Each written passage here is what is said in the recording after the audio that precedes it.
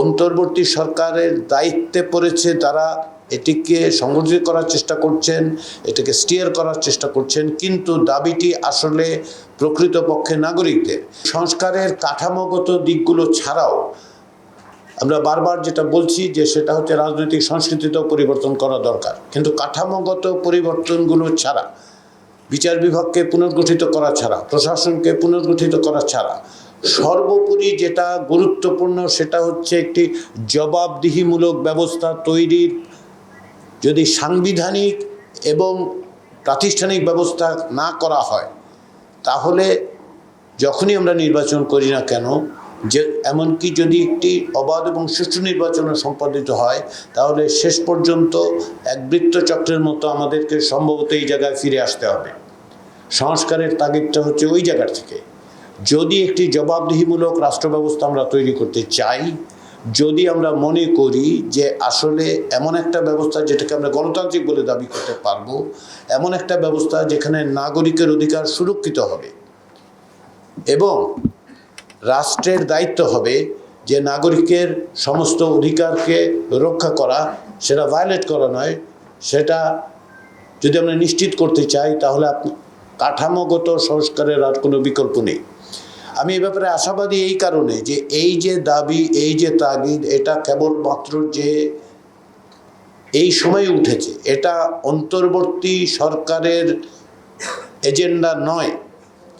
অন্তর্বর্তী সরকারের দায়িত্বে পড়েছে তারা এটিকে সংগঠিত করার চেষ্টা করছেন, এটাকে স্টিয়ার করার চেষ্টা করছেন, কিন্তু দাবিটি আসলে প্রকৃতপক্ষে নাগরিকদের। যে নাগরিকরা পরপর 3টি নির্বাচনে ভোট দিতে পারেননি, নির্বাচনের নামে যেই প্রহসন হয়েছে, এমনকি প্রহসন শব্দটাও আসলে একটা আন্ডারস্টেটমেন্ট। এটা নাগরিকদের দাবি, এটা রাজনৈতিক দলগুলির দাবি। আপনি খেয়াল করে দেখুন, প্রত্যেকটা রাজনৈতিক দলের সাথে কথা বলে আপনারা বুঝতে পারবেন, এবং তারা প্রকাশ্যে যেভাবেই বলুন, প্রত্যেকবারই যেটা বলেছেন সেটা হচ্ছে এই কাঠামোগত ব্যবস্থায় আপনি স্বৈরতন্ত্র মোকাবেলা করতে পারবেন না। বাংলাদেশে ভবিষ্যতে স্বৈরতন্ত্রের উত্থান প্রতিরোধ করতে হলে এই কাঠামোগত পরিবর্তনগুলো লাগবে।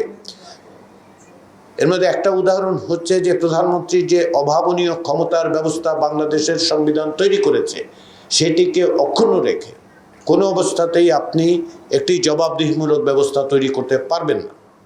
এটা আমাদের প্রথমে স্বীকার করে নেওয়া দরকার যে কোনো না কোনোভাবে সাংবিধানিক ব্যবস্থা যেটা অব্যাহত থেকেছে, এখনকার যে বিদ্যমান সংবিধান, সেই সংবিধান প্রধানমন্ত্রীর হাতে যে ক্ষমতা তুলে দিয়েছে, সেই ক্ষমতা প্রয়োগ হলেই যথেষ্ট, অপপ্রয়োগের প্রয়োজন হচ্ছে না।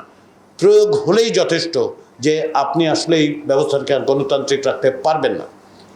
এক ব্যক্তির হাতে একাধিক ধরনের ক্ষমতা, এবং সেটা সাংবিধানিকভাবে এতটাই হয়েছে যে তার আর কোনো রকম চেকস অ্যান্ড ব্যালেন্সের কোনো জায়গায় আসলে আমরা তৈরি করতে পারি না।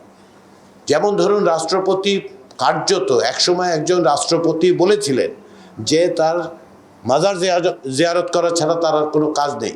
এটা শোনার পরে আমার প্রথম প্রতিক্রিয়া হয়েছিল, আসলে তিনি সেটাও পারেন না, আসলে তিনি সেটাও পারেন না। বাংলাদেশের সংবিধান সুস্পষ্টভাবে রাষ্ট্রপতিকে দুটো কাজ করতে দিয়েছে।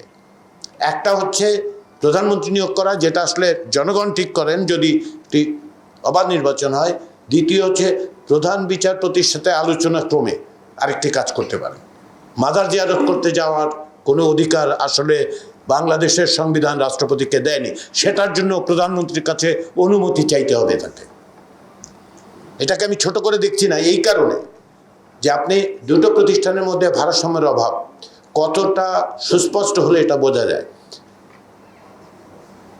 শুধু এটাই নয়, আপনি দেখুন যে সংবিধানে এমন ব্যবস্থা করা হয়েছে যে সংসদের মধ্যে 70 অনুচ্ছেদের মধ্য দিয়ে গোটা সংসদীয় ব্যবস্থায় ফ্লোর ক্রসিং বন্ধ করার নামে প্রত্যেকটা সংসদ সদস্যকে প্রধানমন্ত্রীর করতলগত করা হয়েছে। এটা নিয়ে গত 52-53 বছর ধরে আলোচনা হচ্ছে, 1991 সালের পর থেকে আলোচনা হচ্ছে, কিন্তু কোনো রকম ব্যবস্থা নেই। যে কারণে আমরা দেখতে পাই যে প্রধানমন্ত্রী রিমুভালের কোনো প্রসেস নেই। ওয়েস্টমিনস্টার স্টাইল ডেমোক্রেসিতে প্রধানমন্ত্রীর ইমপিচমেন্টের কোনো ব্যবস্থা থাকার কোনো কারণ নেই, কিন্তু তার রিমুভালেরও কোনো প্রসেস নেই।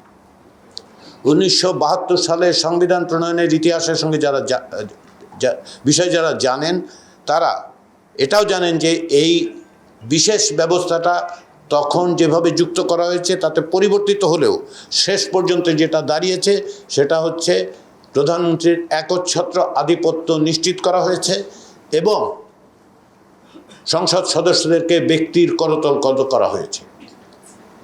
একদিকে বিচার বিভাগের স্বাধীনতাহীনতা, পার্লামেন্টকে কার্যত একদলীয় ব্যবস্থায় রূপান্তরের সব রকম পথ পদ্ধতি খোলা রাখা, প্রধানমন্ত্রীর একচ্ছত্র আধিপত্য নিশ্চিত করা, এগুলো কোনো অবস্থাতেই গণতান্ত্রিক কোনো জবাবদিহিমূলক রাষ্ট্র গঠনের জন্য অনুকূল নয়।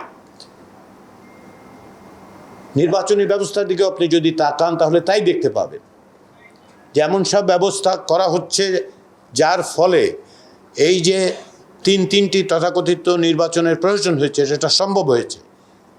নির্বাচন কমিশন বলে একটি প্রতিষ্ঠান কোনো রকম দায়বদ্ধতা ছাড়াই দায়িত্ব সম্পাদন করেছে এবং তার জন্য তাদেরকে কোনোভাবেই জবাবদিহিতার মুখোমুখি করা যাচ্ছে না। আপনি যদি একইভাবে দেখেন যে জনপ্রশাসনের ক্ষেত্রেও আমরা ক্ষমতার যেই ভয়াবহ অপপ্রয়োগ দেখতে পেয়েছি, এগুলো আসলে প্রাতিষ্ঠানিক কাঠামোর গভীর দুর্বলতা, যেগুলো মোকাবেলা করা ছাড়া, সংস্কার করা ছাড়া বাংলাদেশে জবাবদিহিমূলক রাষ্ট্র তৈরি করা যাবে না। সে কারণে সংস্কারের দাবিটা উঠেছে এবং সংস্কারের দাবিটা জনগণের, সংস্কারের দাবিটা সিভিল সোসাইটি, সংস্কারের দাবিটা রাজনৈতিক দলে। ফলে এটা কেবলমাত্র অন্তর্বর্তী সরকারের কাজ এটা মনে করবার কোনো কারণ নেই। এখন প্রশ্ন হচ্ছে যে সব বিষয়কে আমরা একমত হতে পারবো কিনা। জাতীয় ঐকমত্য কমিশনের পক্ষ থেকে আমরা সেই চেষ্টাটা করছি, কিন্তু এর জন্য সবচেয়ে বড় ভূমিকা রাখতে হবে নাগরিকদের। কারণ রাজনৈতিক দলগুলো আসলে নাগরিকদের একটা অংশের প্রতিনিধিত্ব করে। আমি একটা অংশের বললাম এই কারণে যে সবগুলো রাজনৈতিক দল সব মানুষকে প্রতিনিধিত্ব করেন এরকম মনে করার কোনো কারণ নেই।